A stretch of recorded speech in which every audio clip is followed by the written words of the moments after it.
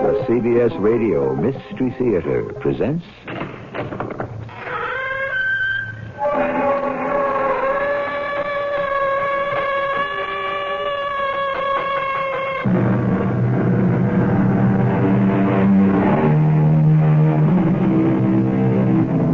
Come in. Welcome. I'm E.G. Marshall.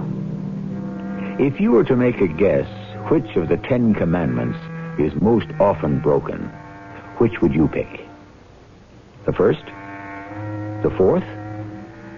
Or would you agree with me that human nature being what it is, the most probable is the 10th? Beg pardon?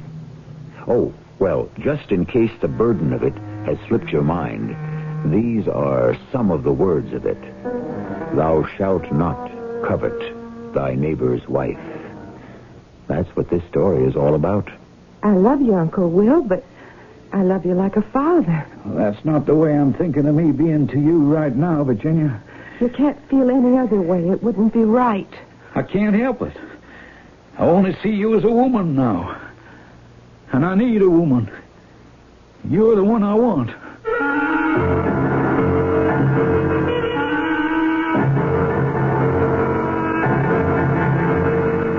Our mystery drama, The Sixth Commandment, was written especially for the Mystery Theater by Ian Martin and stars Terry Keane. It is sponsored in part by ARM, Allergy Relief Medicine. I'll be back shortly with Act One.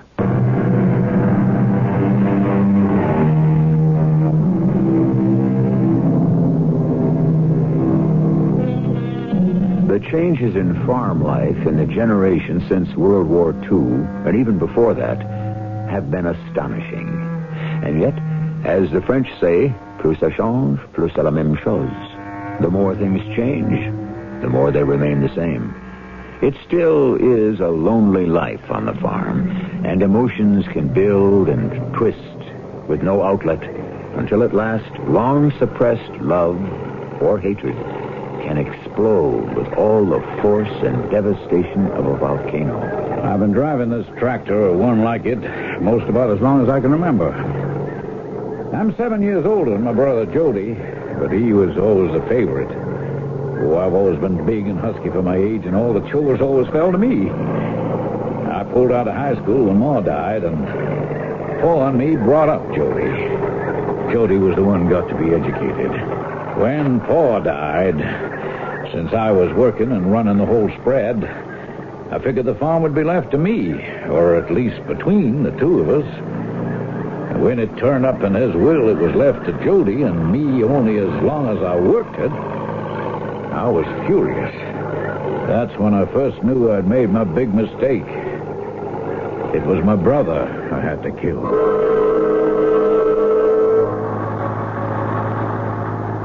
Now, that's Trail's Corners, I think. Oh, darn this rain. It's hard to see. Don't knock the rain, Jody. Looks mighty good to a farm gal from Texas. I'm not knocking it. We need it up our way for the crop, Jenny. It takes a brand new graduate from Texas A&M with his degree in agriculture to figure that out. You can kid me all you want, Jenny. I got the last word. What's that? I plucked you from the vine. And you're mine. Only because I was ripe for it. And you were the one I picked to pick me. Crazy, the whole thing. And your brother Clem doesn't even know. Oh, we didn't know ourselves till the last minute. You got any regrets? Not a one.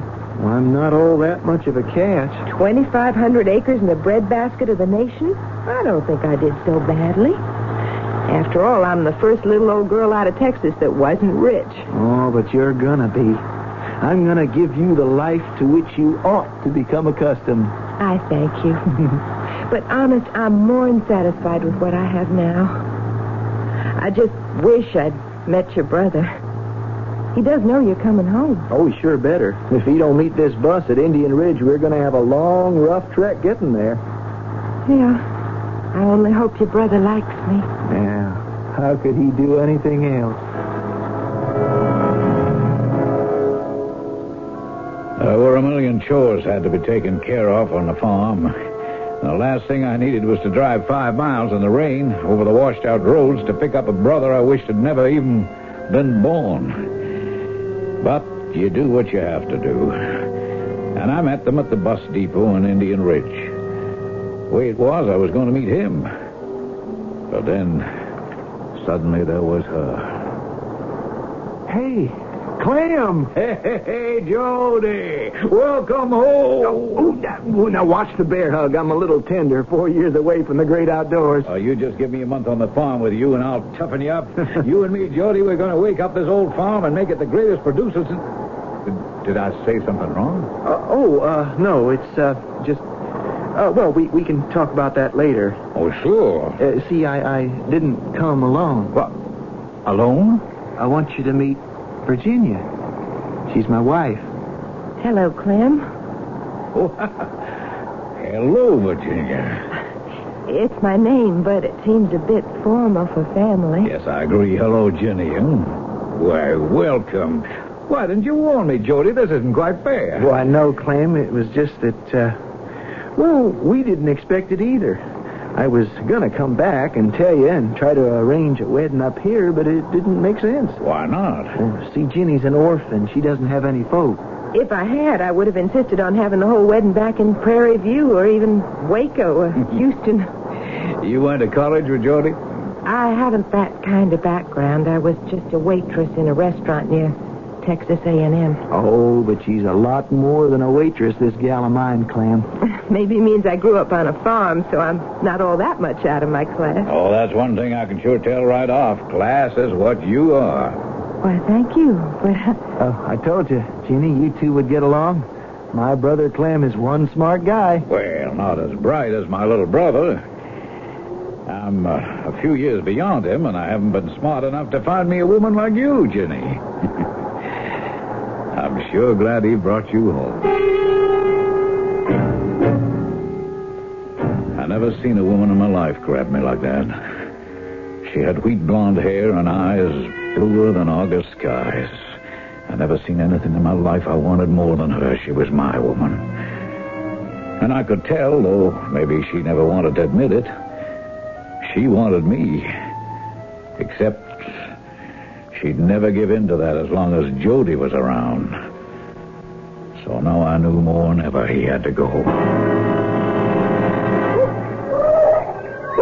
look at that beautiful dog. Oh, that's my hound, Rusty. I told you about Rusty, Jenny. I had to bring him with me, only there ain't all that much room in the ranch wagon. Now, here, boy. Sat. Oh, come down. Easy, Rusty. Easy. I'm going to be home from now on. There's no call to knock me down. Down, boy, down.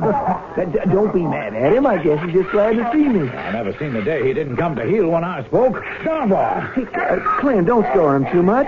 He's just so glad to see me. Well, sure, that's fine. First off, he's got to know his manners. Love me, love my dog, the man says. But to have my dog love someone better than me, slavering over Jody like he was his master, not reacting lickety-split to my command. I can't take that. Not only that, but the way Jody took over right from the moment he was back. Though it took him a month or so to get around to it. Clem? Clem? Right here by the barn, Jody. Well, I've been trying to catch up with you and go over a couple of things. It's hard to catch up with me, Jody. You run a farm this size, a man's got to keep moving. I know. And I'm going to be right there helping you from now on. It's just about these books. Books? What books? Well, we run a business. Books have to be kept. Well, they're sort of in arrears. Oh, what's your complaint? Oh, it isn't a complaint, Clem. It's just I learned a few things in college about keeping a tight set of books. You don't think I've been running things right while you were chasing around being a fancy college boy? Now, that is not what I said, but we can run a more efficient business. I think maybe we could discuss it. Would you like me to take over? What choice do I have? By the terms of the will, it's your farm. Oh, Clem, what's a will? It's our farm. All I want to do is make the most of it that I can. For us. And for Jenny. For us. for Ginny. Ginny, okay, that was some kind of woman. But for a brother who never lifted a hand to keep it going except Summers, that gives him the right to walk onto my land, tell me how I ought to run it? Oh, no. It won't be that easy. This here's the hay barn, Ginny. I don't think in the month you've been here you ever got down and take a good look at it. Jody and I have been so busy settling in, I haven't had much time to do anything else. It seems to me, new married, Jody would spend a whole lot more time with you. Well, he's been away from his farm so long, there just isn't enough time for him to catch up on all that's been happening since he left. Well, doesn't he want to come back here now he's seen the world? This is his life, to carry on what your father started here. But it's hard for me to imagine why his father wanted him, both of you, to keep the farm going. Well, why? Well, your father didn't want to. He decided to give up living. Isn't this where it happened? Well, not quite. Ginny, you want to understand it all the way? Not really. Well, maybe you'd better if you want to understand Jody and me and the whole family. I don't know if I want to. Well, I want you to. Just look up there. Where? You can see that big arm coming out from the barn with the wheel on it and the rope and the hook. Oh, I can see it like a scaffold. Yeah, that's the hay lift. When we hay later in the season, that hook picks up the bales, and then by hand, using the pulley, we swing them inside and then store them up here for the winter in the hayloft. Why do you want to show it to me? Because that there is where Jody's daddy and mine hung herself. He swung in the hook to the hayloft there and secured it long enough to hook on a short rope he had about his neck with a noose. And then he jumped. Probably the fall broke his neck right away. I hope so. But whatever happened, he was dead before they cut him down. I still say, Clem, why would you want to show it to me? You're a part of the family now. I want you to know the truth. And I'm the only one who can tell it to you all the way. Jenny, why did you have to go and meet my little brother before you did me? What's that supposed to mean? Don't tell me when I move close to you, you don't respond. Don't tell me you don't recognize that you should have been my woman from the start. I think you must be out of your mind. I am about you. But I am your brother's wife. Is that what you really want to be? You know it is. Now, you just get your hands off of me. I can't convince you otherwise. The moment I saw you, I said, that's my woman, the one I've been waiting for. You don't believe that? It isn't a matter what I believe or what you believe. It's what is. I am your brother's wife, and I want you to let me go. I'll never let you go, Jenny. Long as you're here, you're going to have to make your choice between my brother and me. I've already made my choice. Have you, Jenny? Have you really? You must be plain crazy. I love your brother. And every breathing moment he's alive, I always will. Now, you better leave me alone. I left her alone for the moment. I was willing to wait. Only not too long. It made little mind to me that my father had hung himself, or so folks said. It was no more than he deserved for cheating me the way he did. And I was happy to help him do it.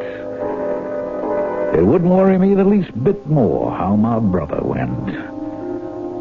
Just so his death couldn't be laid at my door either. It's a terrifying thing when a man commits himself to a unilateral course of action that has to end in murder. When all rationale ceases. We live in a world that these aberrant people share. The terrorists, the hijackers, the anarchists, they are the ones who should be marked for destruction.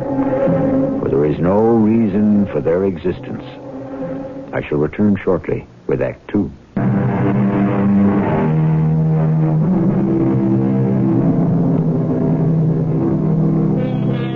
How often have you heard, or even spoken, the phrase, "It's all in the point of view"? We have seen from inside his mind one man's point of view on this particular version of the human triangle. We will see later as this story of suspense winds inevitably to the final tragic explosion just how the other man feels. But before that, it seems only fair to allow the woman her point of view.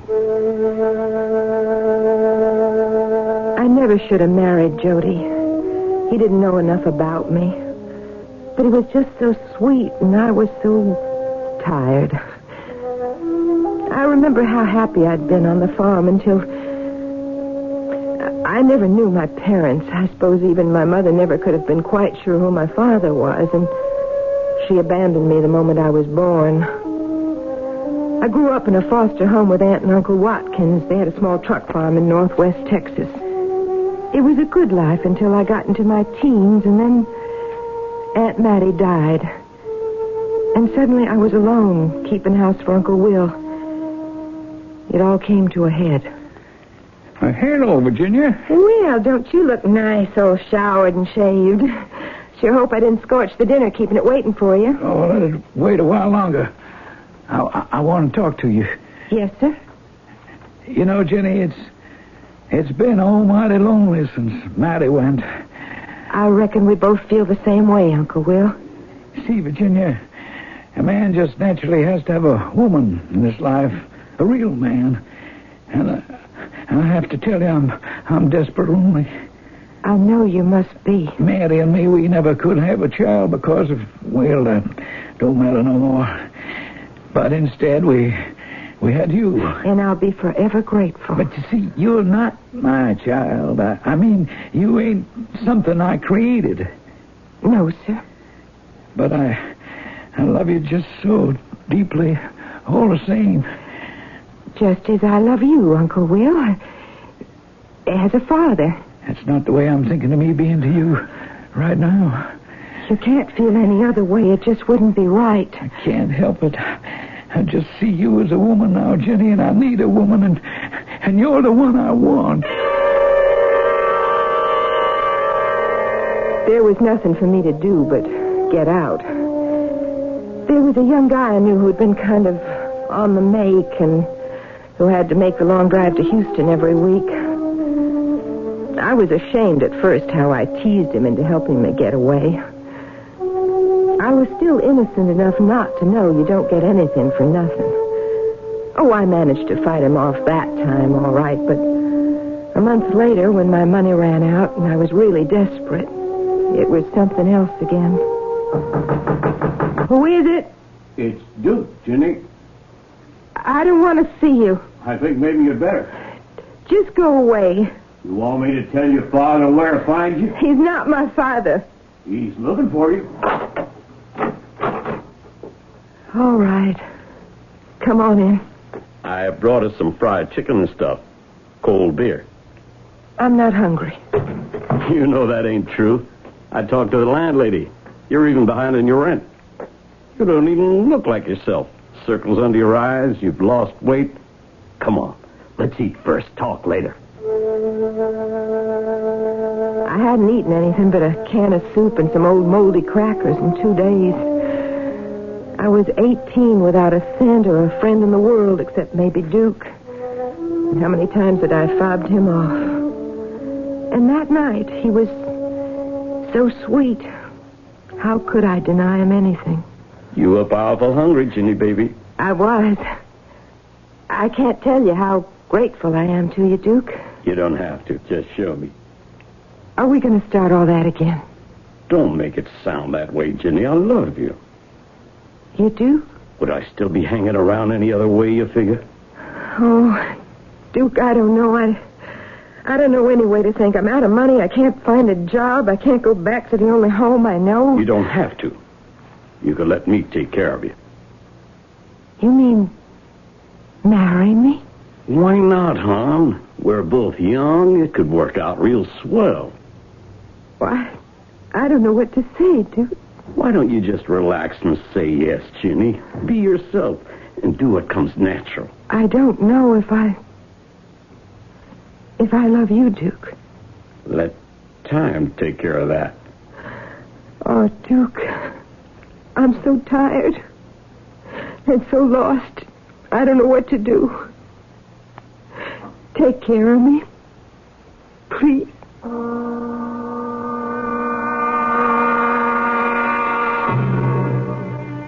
I never saw him again after that night. But he did leave me some money, enough for me to hold out till I drifted into a long series of jobs, mostly waiting on table.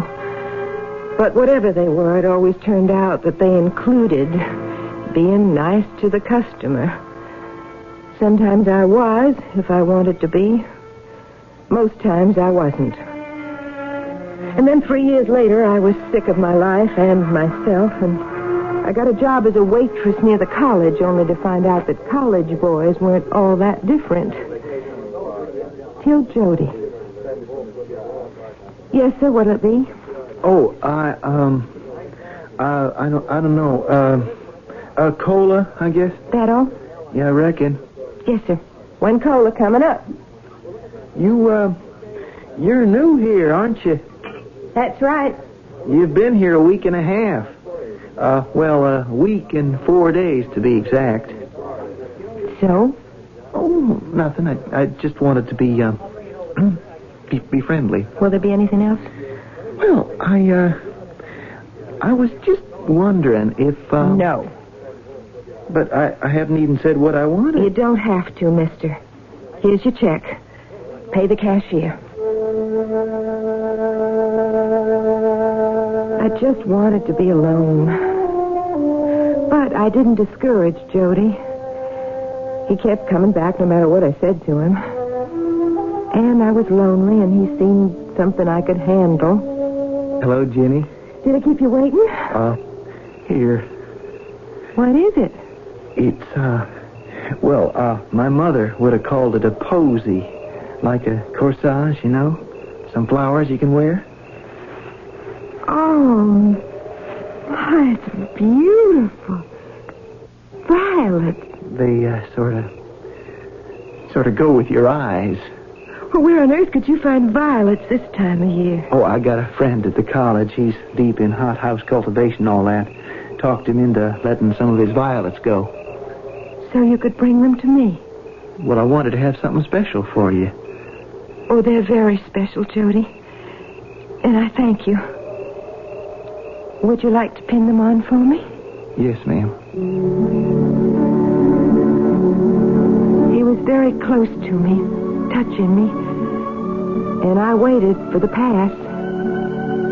It never came. He was a gentleman. And I loved him with all my heart. I couldn't wait to get back to the farm and start our real life together and start raising children. I was a new woman. The woman I'd always wanted to be. But from the moment Clem laid eyes on me, I knew he recognized me for what I'd been.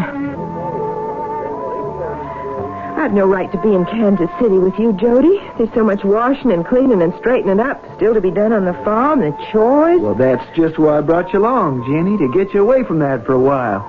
Also, to have you to myself for a change. For the 2 months we've been married and back on the farm, I don't hardly seem to see you at all. Are you, sure you're not sorry you married me? I am sure. I just wish I could let you know how glad I am you did. Well, we'll make this a kind of honeymoon and try to let each other know just how much it means to us. But so long as I know being back in a big town like Kansas City doesn't spoil it for you, being hid away on a farm with just a husband and a brother for company. My husband is all I want and need.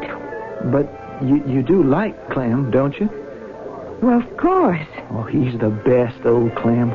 All my life I wanted to grow up to be just like him. Well, I didn't make it. Now, you listen to me, Jody. You grew up to be all the man any woman could ever want, including me, and don't you ever forget it. Besides, why do you think your father left you the farm instead of Clem? Well, I don't know exactly. For some reason, I was always his favorite. Oh, Jody, I love you so. Well, it couldn't be more than the way I do you. But, Jeannie, I'm jealous. I warn you, sometimes at night I dream that if you ever had anything to do with another man, I'd go wild enough to kill you. or him, and myself. You'll never have to worry about me now, Jody. I promise you. You'll never have to worry.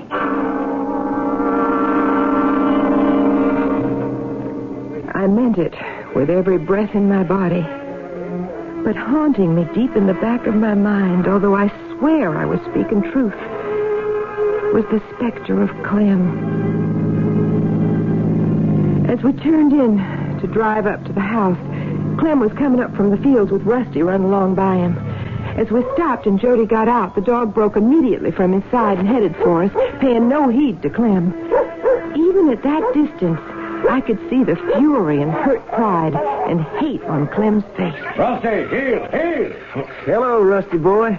You miss me? Hey, good dog, Rusty. Now, down, boy, down. He's all right, Clem. Just glad to see the rest of his family back. That hound has got to learn his manners. Come when he's called. I'm going to teach him a lesson. Oh, shucks, Clem, he's just glad to see us home. Aren't you? Why, sure, sister. You got a hello kiss for your ever-loving brother? Why, of course. Well, how's everything since we've been gone? Oh, well, little star, your favorite mare is in foal. That's with her now. Maybe you want to go and take a look. Oh, I sure want to. You mind, Jenny? No. On you go. Well, I won't be long. Clem will help you unload the ranch wagon. Come on, Rusty. You have a nice little fling with Jody? We had a honeymoon. Oh, now that's real nice. Oh, by the by, you remember when you left that feed salesman who come driving up? I can't say I noticed him, no. He sure did notice you, though. Yes, sir. His name is Fred Whitaker. You remember? Why should I remember? Oh, seems he used to have the Houston territory. He remembered you right off. Tells me you were kicking up your heels some in those days. Had quite a reputation. Or maybe I'd say lack of it. What is it you want, Clem? A lot of things, Ginny, you included, and I aim to get them one way or another. Don't you ever forget it. Now, let's get you settled back in. I could have killed him right at that moment, in a mad blood rage if there'd been anything to hand. Thank the Lord there wasn't. But that didn't mean I wasn't going to. Because I've learned enough about men to know about this one. He'd destroy anything to get me, even his brother. I didn't care about me right then, just Jody. And I knew, sure as I breathed, that if I didn't kill Clem first, one way or another, he'd be the death of his brother.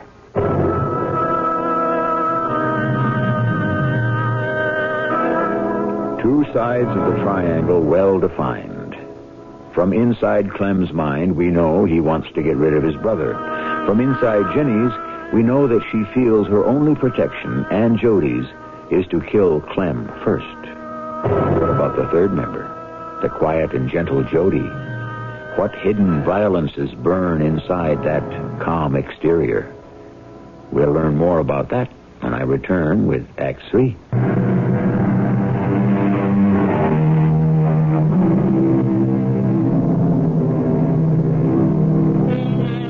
At some time in everyone's life, he is ready to kill someone. But obviously we don't carry out the impulse. On the other hand, there are perfectly normal people who do translate the fantasy into reality. And the tighter knit and more interwoven the situation that drives towards the impetus, the greater danger of reality. The third side of this triangle is the only one we have not examined at first hand. What lies inside Jody's mind? It zapped me out when Dad took his life. I mean, I know he never got over Mother and all, but he was so full of life and plans. We'd spent this great time together the summer of my junior year, and there were all these ideas for when I graduated, and how we were going to replace old machinery, pep up the whole operation, maybe even buy some more acreage. The three of us, Dad and Clem and me, had sketched it all out before I went back for senior year and graduation. And when Clem called me to bring me back after Dad took his life, I remember I was like a zombie or someone in a dream. Right here, Clem? Right here, Jody. But how? Well, it must have been around sundown. Earlier that morning, we'd brought up a couple of loads of baled hay on the lift to stack here in the loft. We were planning to bring in some more the next day, so we just left the hook kind of hanging there as it swung out after the last bale. He came up here with a piece of rope from the barn down below, made this kind of noose around his neck, and fished in the hook from the lift with a hay fork or something, latched onto the hook and stepped off. But why? Oh, we just missed Mom that much, I guess. Didn't have anything more to live for. Now what happens?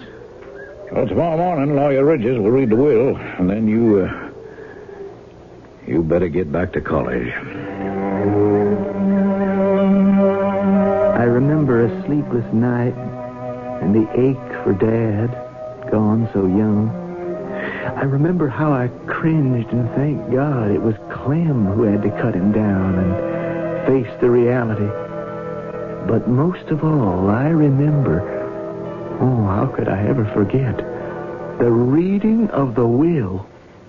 I give and bequeath to my natural son all the rest, residue, and remainder of my estate, with the following provisos.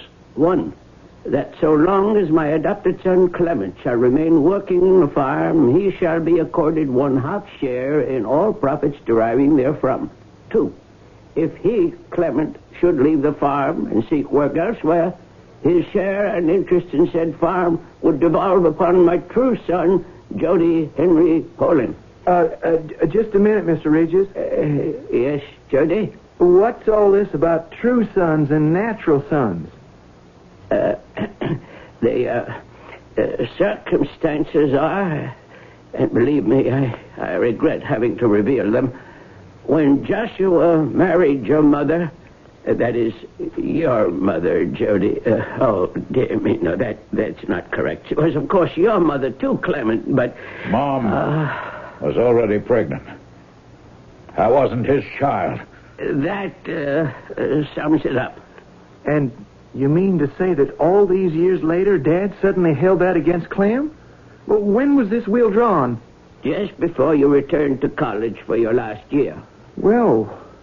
Look, I don't have to accept the will. I suggest you go along as you have been doing and wait till the will is final. Then you and Clem may make whatever disposition of assets you decide between you.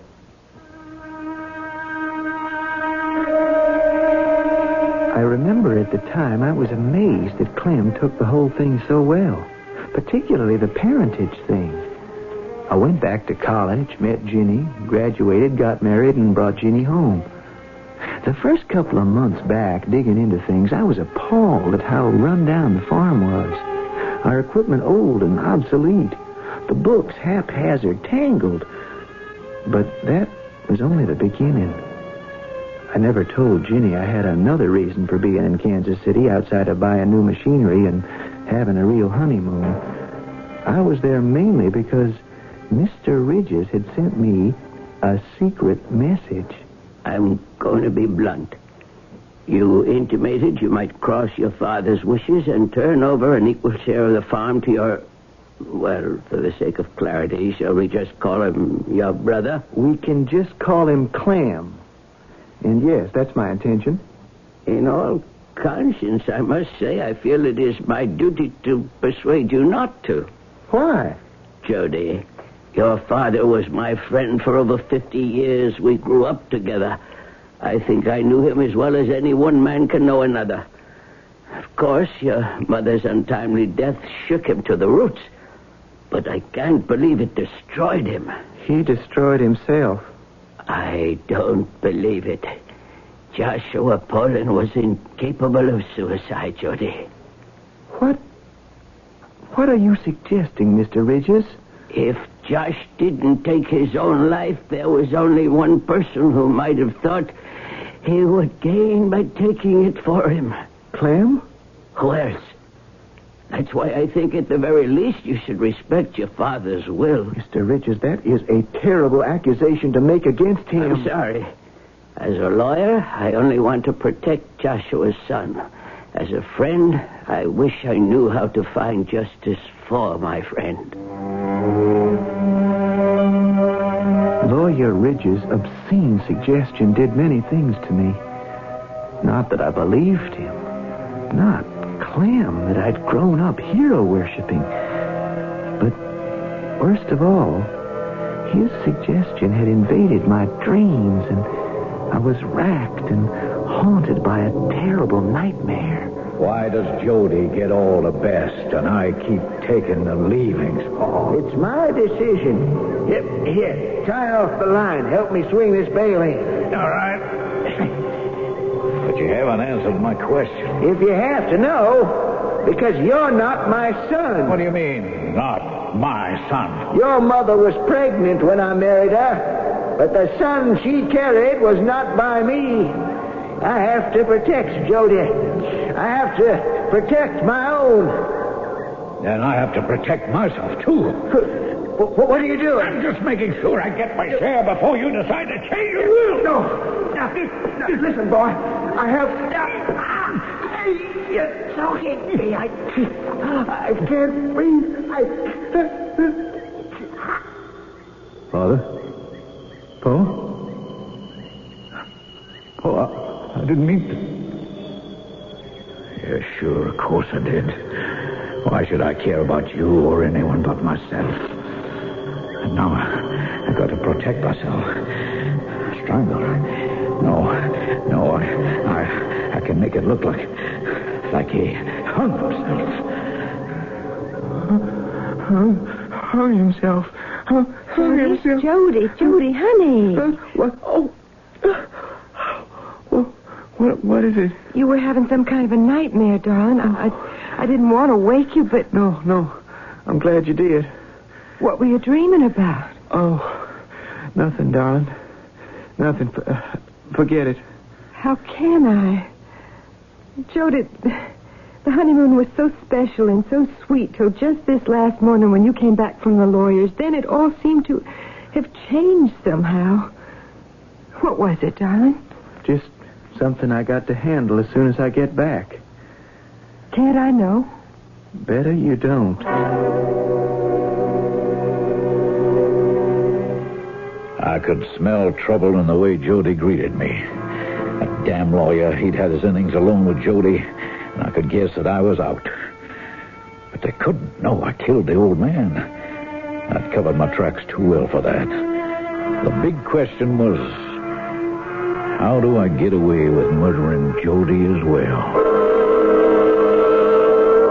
I knew I had to face Clem. I saw him by the tractor, cutting wood logs on the big 20-inch saw he had hooked up. He was alone. Clem? Just a moment, Jody. Yeah? I want to talk to you. Well, go ahead. Well, can't you turn that off? Waste not one now, little brother. I want to get these logs out. Well, I've got something more important to talk to you about. You look loaded for bear. Go ahead. I can hear you. I want to talk to you about how Father died. Why, has old man Ridges been giving you some fancy stories? Clem, did he commit suicide? Of course he committed suicide. I don't believe you. Well, that's your privilege. Now, look, I'm giving you one chance. Get out of here now and don't come back. What about my share in the farm? Well, if you don't work it, you don't get it. What is this, some deal you and the lawyer set up? You can't kick me off my farm. Not any part of it is yours. Even after you tried to steal it, you couldn't keep it running right. What do you mean, try to steal it? I think you murdered Dad. If it wasn't for Ginny, I'd take the law in my own hands and kill you. Now, you get out before I do. You I could fold you up with one hand as for the kind of woman you married. That does it. You asked for it, and since it's just between us... Yes, I killed the old man. He had it coming to him. Just as you have it coming to you right now. You are not going to get away with murder. What? This is going to be an accident. You tripped and fell into the saw. No, I won't let You haven't the strength. Goodbye, little brother. No, Rusty. No, Rusty. No, Rusty. No.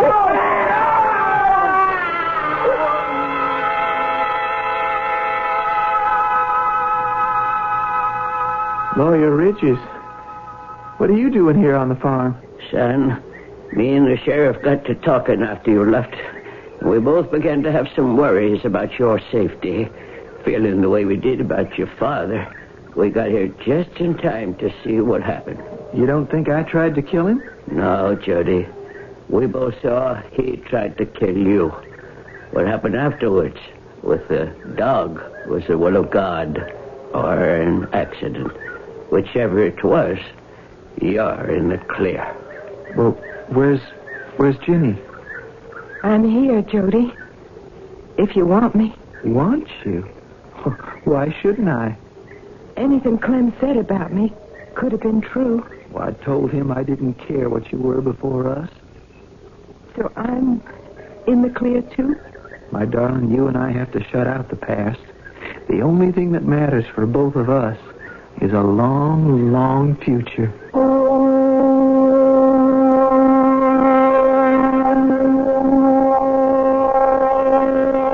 All of us have hidden corners, buried shadows, which can haunt and torment us.